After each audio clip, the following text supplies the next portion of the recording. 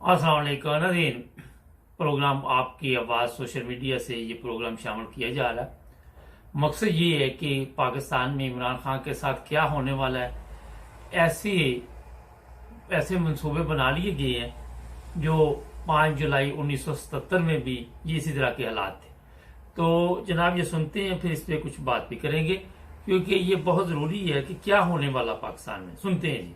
सितंबर 1977 की रात जुल्फकार अली भुट्टो की सुने। अपने कराची वाले घर क्लिफ्टन 70 से गिरफ्तारी तक के दिनों की दास्तान बहुत काबिले गौर है। सुने मैं जरा। उम्मीद करता हूँ इस तवील थ्रेड को तहम्मुल से पढ़ेंगे और नताइज खुद अखज करेंगे। 5 जुलाई की सुबह मार्शल लॉ का निफाज, उसके बाद माजूल वज़ीर आज़म जुल्फकार अली भुट्टो को जनरल फैज अली चिश्ती की मुसल्लह फौजियों ने मरी रेस्ट हाउस मुंतकिल किया, जहां वजीर आजम हाउस के अमले ने इनका इस्तकबाल किया। तो उन्हें बताया गया, सर आप सिर्फ हिफाजती तहवील में हैं, यानी इफ्तार वगैरह नहीं किया। ये इस बुक का हिस्सा है। मैं आपको बताता हूँ कि ये जुल्फकार अली भुट्टो को कोई गलत फहमी नहीं थी। मार्शल लॉ के निफाज के बाद उसकी पोजीशन कितनी नाजुक थी, लेकिन फिर भी वो जनरल जिया की एम्बिशन को अंडर एस्टिमेट कर रहा था। समझ रहा था कि आइन को मुअत्तल करने की सजा, हल्फ की खिलाफ वर्जी जैसी धमकियों से वो जिया को खौफजदा कर सकता है। दूसरी तरफ जनरल जिया ने कौम से खिताब करते हुए वाजे किया कि वो मुल्क को इंतशार से बचाने और अक्टूबर में इलेक्शन करवाने आया है। इलेक्शन के बाद इक्तदार अवाम के नुमाइंदों को सौंप दिया जाएगा।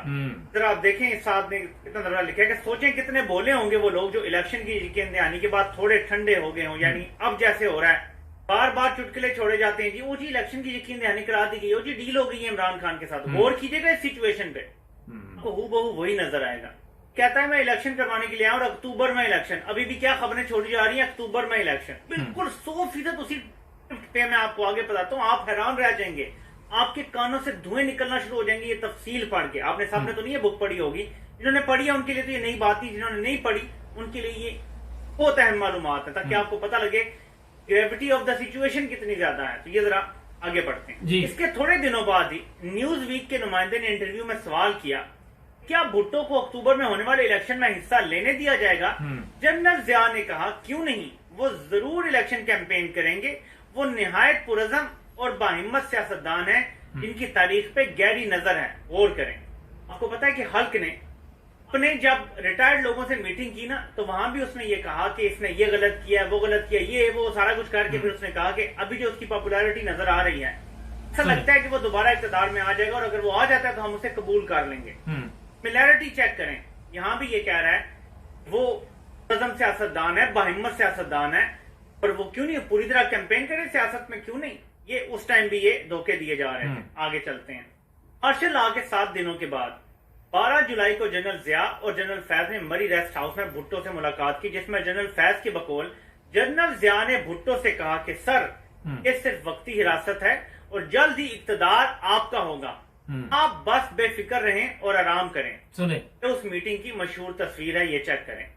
में जिया मार्शल लॉ लगा चुका था, भुट्टो का स्टिल देखें कॉन्फिडेंस, यानी उसे धोखा मुसलसल दिया जा रहा था मार्शल लॉ लगाने के बाद भी। 3 दिन बाद 15 जुलाई को जनरल जिया ने मरी में पहले कौमी इत्तेहाद की नजरबंद क़यादत से मुलाकात की।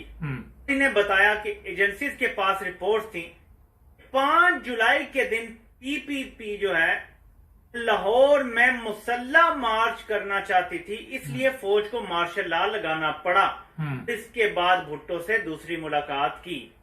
तो आप चेक करें जरा, वही स्टोरी है। अब कहते हैं तरीके इंसाफ मुसल्ला मार्च कर रही थी, तब हमने जुल्म किया, तब हमने ये सारा कुछ कंट्रोल किया, तब रेंजर्स ने हमला किया, तब रेंजर्स ने आंसू गैस फेंकी और बुलेट फायर किए।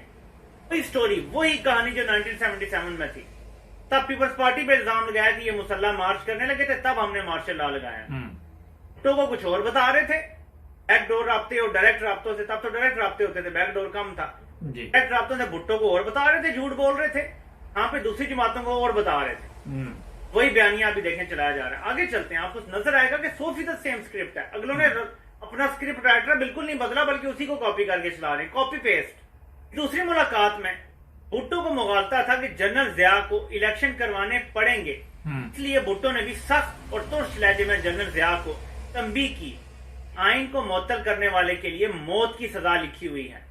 इस मुलाकात के अगले ही रोज भुट्टो का पर्सनल स्टाफ उससे वापस ले लिया गया।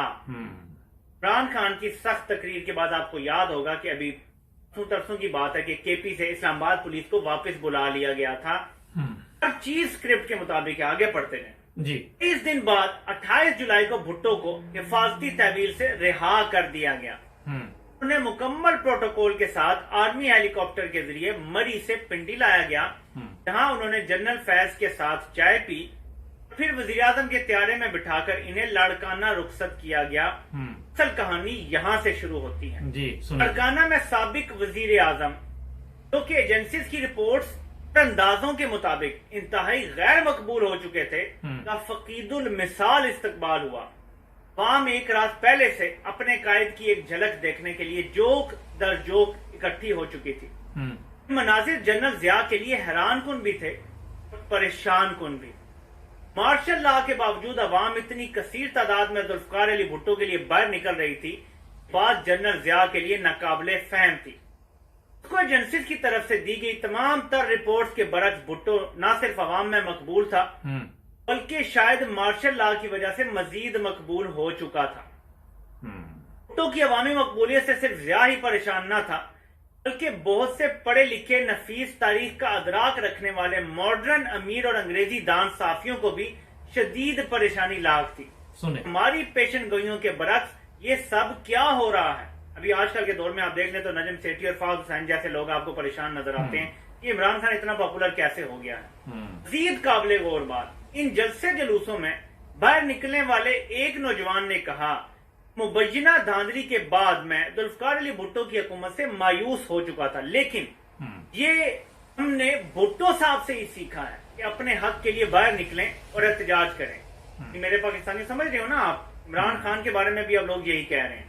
इसके बाद जिस दिन जुल्फकार अली भुट्टो अपने कराची वाले घर 70 क्लिफ्टन जाने के लिए कराची स्टेशन पहुंचा, शहर में लाखों लोगों का जम्मे गफीर था, को कोई पुलिस या फौज कंट्रोल नहीं कर सकती थी। कराची स्टेशन से घर तक का सफर तो आधे घंटे का था, 10 घंटे लगे।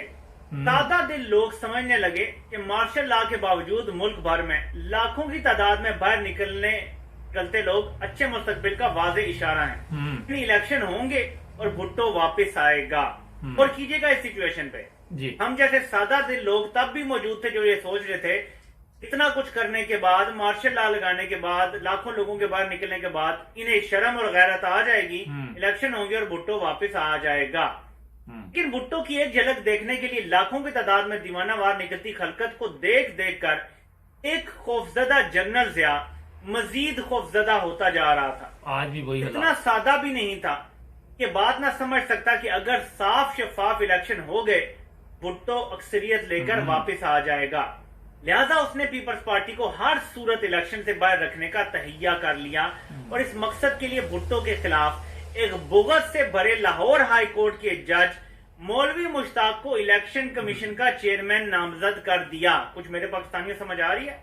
इलेक्शन कमीशन का ये जो चेयरमैन है, ये भी उन्होंने ही मशवरा दिया था इमरान खान को लगाने का, चीफ इलेक्शन कमिश्नर जो है। तो वही स्टोरी है सारी, आगे आप पढ़ते जाए आपको समझ आ जाएगा, सुनते भी जाए मुझे और पढ़ते भी जाए। भुट्टो को अंदाजा हो गया इस चेयरमैन के होते हुए कभी भी इलेक्शन नहीं जीत पाएगा। जैसे आज इमरान खान कहते हैं कि इस इलेक्शन कमिश्नर के होते हुए मैं कभी जीत नहीं, यानी इलेक्शन नहीं हो सकते। इस तमाम अरसे में जनरल जिया कौम से बार बार वादे कर रहा था कि इलेक्शन अक्टूबर नवंबर में हो जाएंगे। सोचें, इतने सादा लोग होंगे जो इन वादों पर यकीन करके मुतमिन हो गए होंगे, वाले दिन भुट्टो को वोट डालेंगे, बाकी जलसे जुलूस करने का क्या फायदा है। 10 अगस्त लाहौर में होने वाला पीपल्स पार्टी का जलसा पाकिस्तानी तारीख का सबसे बड़ा जलसा था। जलसे ने भुट्टो के तमाम तर पुराने जलसों के रिकॉर्ड तोड़ दिए। पूरा पंजाब भुट्टो जिंदाबाद से गूंज रहा था। अब तक मार्शल लॉ लगाने वालों को अदराक हो चुका था कि हमारा फैसला बैकफायर कर गया है। इस्लामाबाद, रावलपिंडी और लाहौर जिए भुट्टो और भुट्टो जिंदाबाद के नारों से लरसने लगे। खौफ मजीद बढ़ गया। भुट्टो के खिलाफ खुफिया इंक्वायरीज होने लगी, रिपोर्ट्स मुरतब होने लगी, फाइलें खंगाली जाने लगी। बदबख्तों कुछ तो निकालो इसके खिलाफ। कुछ समझ आ रहा है? जो गोगी और ये कभी क्या निकालते हैं, कभी क्या ऑडियो निकालते हैं, ये वही कोशिश की जा रही है, क्योंकि कोई करप्शन नहीं है। इमरान खान के खिलाफ कोई करप्शन नहीं है, राय बराबर इन्हें कुछ नहीं मिल रहा, तो ये कभी एक जाली ऑडियो लीक करते हैं, फिर फरा गोगी का नाम लेंगे, कभी क्या नाम लेंगे, एक कोशिशें कर रहे हैं, फाइलें ढूंढ रहे हैं, कुछ मिल नहीं रहा। इन्होंने अब तक सब कुछ खंगाल लिया, वही स्क्रिप्ट है सारा। बिल्कुल। 28 अगस्त 1977 के रोज भुट्टो ने आखिरी बार जनरल जिया से मुलाकात की। जनरल फैज भी इस मुलाकात में मौजूद था। यहाँ सुने। इसका कहना है कि जिया ने भुट्टो साहब को चाय ऑफर की, इससे भुट्टो ने इनकार कर दिया कि मैंने रोजा रखा हुआ है। इसके बाद भुट्टो ने पूछा कि अक्टूबर में इलेक्शन करवाने की तरफ क्या पेशरफ्त है। जिया ने कहा कि हम जमहूरियत बहाल करने के लिए अपने फराइज पूरे कर रहे हैं। फैज ने कहा हमने पिछले दिनों मुस्तफा खर से भी मुलाकात की है। इस पे भुट्टो ने कहा मैंने तो किसी को ऐसी मुलाकातों का मैंडेट नहीं दिया। सुने। मुलाकात के बाद भुट्टो को यकीन हो गया कि उसकी मकबूलियत के सबब अब इलेक्शन नहीं होंगे। 5 दिन बाद 3 सितंबर की रात 4 बजे आर्मी कमांडोज ने भुट्टो के कराची वाले घर को घेर लिया। भुट्टो को एक बार फिर गिरफ्तार कर लिया। इसके बाद अदालतों की मार्शल लॉ हुकाम के साथ शर्मनाक साजबाज एक तवील दास्तान है, जिसके आखिर में भुट्टो को तख्तादार तक पहुंचा दिया गया। नोट, तो इलेक्शन अक्टूबर 77 में होने थे, वो 11 साल बाद नवंबर 88 में हुए। नाज़रीन, ये है स्टैनली वोल्पर्ट की किताब जुल्फी भुट्टो ऑफ पाकिस्तान, जिससे ये सारा कुछ लिया गया उसके आखिरी बाब से, कि उस आखिरी गिरफ्तारी फांसी वाली मोमेंट जो मैंने आपको बताई है वहां तक पहुंच गए हैं। अब ये जो आज शाह महमूद कुरैशी ने भी कहा है ना, अगर इमरान खान को अच्छा, ये अब मैं आपको बताता हूँ, मकसद ये रिपोर्ट आपको सुनाने का था कि बिल्कुल वही हालात पेश किए जा रहे हैं। आज देखिए इमरान खान की मकबूलियत में इजाफा भी है, सब कुछ है, लेकिन जब मार्शल लॉ लगा था जिया का और उस वक्त भुट्टो को सजाए मौत दी गई तो अवाम सड़कों पे नहीं निकली, अवाम उसके साथ थी। आज भी बेशुमार जो लोग हैं जो दिली तौर पे भुट्टो को पसंद करते हैं, जो उस उम्र के हैं, तो वो उसको आज भी पाकिस्तान का हीरो समझते हैं। मगर क्या वजह कि हमारी अवाम ने उस वक्त बेवफाई की। आज अगर आप देखें तो लोग नारे तो लगा रहे हैं, मगर शायद ये जो भी लोग पीछे जिन्होंने ये गेम डाली है उनको ये इल्म नहीं कि वो पाकिस्तान और था, आज पाकिस्तान तब्दील हो चुका है। तब्दील इस तरह हो चुका है, सोशल मीडिया है, लोग जो हर बच्चा भी है उसके हाथ में भी जो मोबाइल फोन है उसकी खबर 1 सेकंड में पहुंच जाती। उस वक्त अखबारात थे, रेडियो थे, ये वो लटन पटन था, मगर आज तब्दीली आ चुकी। ये वही तरीकाकार जो उस वक्त भुट्टो के साथ था वही इमरान खान के साथ करने वाले हैं। उसको किसी ना किसी तरह ये नुकसान पहुंचाएंगे या उसको रास्ते से हटा देंगे, गिरफ्तार करेंगे, कोई ना कोई ऐसी गेम ये सब चोरों का टोला मिलकर करेगा और उस पर अमल कर रहे हैं। आपने देखा बनी गाला में जी सिक्योरिटी आ गई है, कभी वो कहते हैं हम इसको गिरफ्तार करेंगे, कभी जब लोगों का रद्द-ए-अमल आता है कि लोग सड़कों पे आ जाएंगे, लोग इनको घरों से निकाल लेंगे, लोग इनको मारेंगे। ये इस वक्त इनको ये परेशानी बनी हुई, ये परेशानी सबसे ज्यादा इनको अपनी जानों की पड़ी हुई, क्योंकि इनके काम, इनकी करतूतें अच्छी नहीं है, तो वो इसलिए अब इस चक्कर में पड़े हुए हैं कि वो बिल्ली के गले में घंटी कौन बांधेगा, वो है हिसाब अब चल रहा। मैं आपको मुख्तसर बता दूं, इस प्रोग्राम का मकसद ये था कि पाकिस्तान में वही हालात पैदा किए जा रहे हैं जो 1977 के थे, लेकिन इस दफा नहीं होगा। इस दफा हालात श्रीलंका वाले होंगे। इस दफा इनको साफ देना पड़ेगा। ये फौज जिसके लिए आज भी हम बड़ी मोहब्बत का इजहार करते हैं, मगर इसके चंद जर्नैल जो है, जिन्होंने जनरल जिया था, जनरल यहिया था, मुशर्रफ था, ये इन सब ने कौम को बेवकूफ बनाया। इन्होंने खुद तो पिकनिक मनाई। आज देखे जितने भी ये रिटायर्ड जनरल है, मुशर्रफ है, जो भी रहील है, दूसरे तीसरे, ये पाकिस्तान में क्यों नहीं रह रहे, ये दूसरे मुल्क में रहते। इनको अपनी जान की वहां पे पड़ी होती है कि पाकिस्तान में रहेंगे तो कैसे जिंदगी गुजारेंगे, हम बाहर जाते हैं, वहां अपनी यशी जो है वो करते हैं। ये असल मकसद था आपको ये रिपोर्ट दिखाने का। आज भी कौम अगर इमरान खान का साथ नहीं देगी तो जिस तरह हालात बांग्लादेश वाले बने थे, अल्लाह ना करे कहीं हम उस तरफ ना चले जाए। मकसद अगर कोई मिसाल देता होता है कि रूस के साथ ये हुआ, फलां के साथ, अगर इमरान खान ने मिसाल दी तो इसका ये बात का तंगड़ बना लेते हैं। ऐसे जाहल हैं, उसको समझने की कोशिश नहीं करते। जब आप अदालतों के केस देखते हैं तो वहां पे आप लिखते हैं कि फलां अदालत ने ये फैसला किया था और आज हम उसको सामने रखते हैं। मकसद ये होता है कि उसको सामने रखने का कि मिसाल दी जाती है। तो इसी तरह इमरान खान जब कोई मिसाल देता है तो ये चोर चक्के जितने हरामखोर आए हुए हैं ये उसको कहते हैं जनाब ये गद्दार वतन है, कितने मुकदमात उस पर डाल दिए गए हैं, क्या क्या नहीं किया जा रहा। तो ये ड्रामा जो चल रहा है अब कौम को होश आ चुका है। देखते हैं किस तरह चलता है। जुड़े रहे हमारे साथ, सब्सक्राइब करें। मिलेंगे नए प्रोग्राम में। अल्लाह हाफिज।